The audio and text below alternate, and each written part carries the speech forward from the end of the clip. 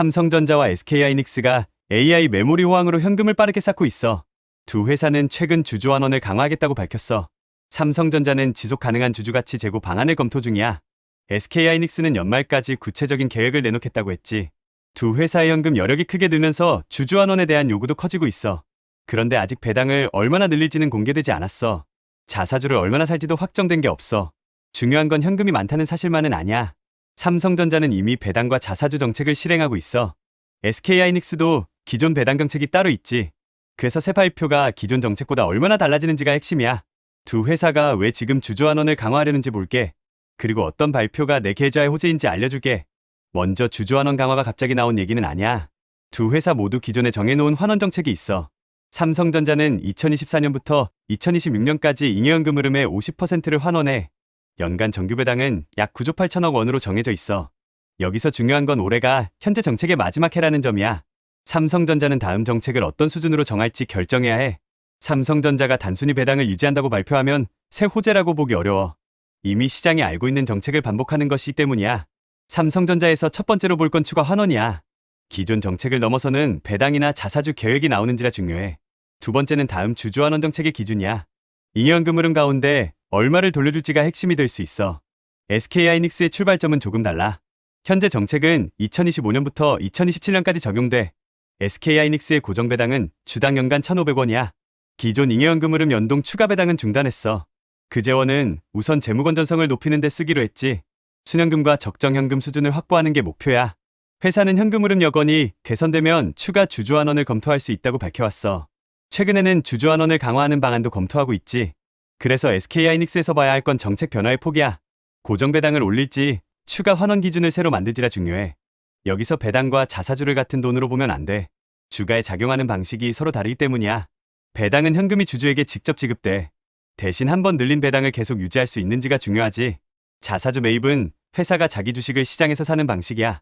하지만 매입 목적을 반드시 확인해야 해. 임직원 보상용으로 산 자사주는 다시 지급될 수 있어. 주주가치 제고를 위해 사고 소락하는 경우와 의미가 다르지. 소각하면 해당 주식이 다시 시장에 나올 가능성이 사라져. 기존 주주의 지분율에도 긍정적으로 작용할 수 있어. 그래서 자사주 매입이라는 제목만 보고 호재라고 판단하면 안 돼. 매입 규모와 목적, 소각 여부까지 확인해야 해. 그렇다고 주주 환원이 클수록 무조건 좋은 것도 아니야. 반도체 기업은 지금 동시에 막대한 투자를 해야 하거든. 삼성전자는 메모리와 파운드리 경쟁력을 높여야 해. SK하이닉스도 HBM 생산 능력을 계속 확대해야 하지. AI 메모리 수요가 강할 때 투자를 놓치면 미래 점유율을 잃을 수 있어. 주주 환원을 위해 필요한 투자를 줄이는 건 장기적으로 불리할 수 있지. 반대로 투자하고도 현금이 계속 남는다면 얘기가 달라져. 그 현금을 계속 쌓아둘 이유가 있는지 시장이 묻게 돼. 지금 주주 환원 논쟁의 핵심도 여기에 있어. AI 호황으로 번 돈을 어떻게 배분할 것이냐는 거야. 설비 투자와 연구개발에 얼마를 남길지 결정해야 해. 남는 돈 가운데 얼마를 주주에게 돌릴지도 정해야 하지. 그래서 발표 당일 배당 숫자 하나만 보면 안 돼. 현금 흐름과 투자 계획을 함께 확인해야 해. 삼성전자 소액주주 일부는 대규모 자사주 매입과 추가 주주 환원을 요구하고 있어. 회사가 쌓은 현금을 주주에게 더 돌려달라는 거야. 하지만 주주의 요구와 회사의 확정 계획은 구분해야 해. 요구한 금액이 그대로 자사주 매입으로 이어지는 건 아니야. 회사가 실제로 결정한 금액과 방식이 나와야 판단할 수 있어. 기사 제목만 보고 확정된 호재로 받아들이면 안 되는 이유야. 내 계좌에서 호재로 볼 첫 번째 신호는 기존 정책을 넘어서는 환원이야. 이미 약속한 배당을 다시 발표하는 건 새로운 재료가 아니야. 두 번째 신호는 반복 가능한 정책이 나오는 거야.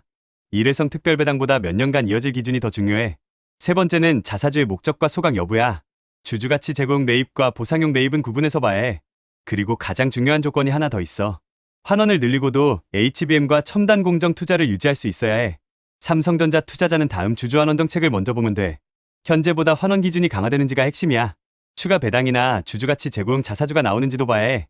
매입한다면 실제 소각으로 이어지는지도 확인해야 하지. SK하이닉스 투자자는 새 주주 환원 방안을 봐야 해. 기존 정책을 얼마나 강화하는지가 관건이야. 고정 배당을 높일지 추가 환원 기준을 다시 넣을지 봐야 해. 동시에 HBM 투자를 유지할 현금도 남는지 확인해야 하지. 반대로 조심해야 할 신호도 분명해. 환원 강화라는 말만 있고 구체적인 기준이 없는 경우야. 기존 정책을 다시 설명하는 수준이라면 새 호재는 제한적이야. 투자를 줄여야만 가능한 환원이라면 지속성도 의심해야 해. 결국 내 계좌에서 볼 건 배당액 하나가 아니야. 기존보다 환원이 실제로 강화됐는지가 첫 번째야. 그 환원이 반복 가능한 현금 흐름에서 나오는지가 두 번째야. 자사주라면 목적과 소각 여부가 세 번째야. 이 세 가지가 확인되면 주주환원은 주가 재평가의 근거가 될 수 있어. 반대로 하나라도 빠지면 기대만큼 강한 재료가 아닐 수 있어. 오늘의 돈의 시그널은 여기까지야. 다음 신호에서 다시 만나.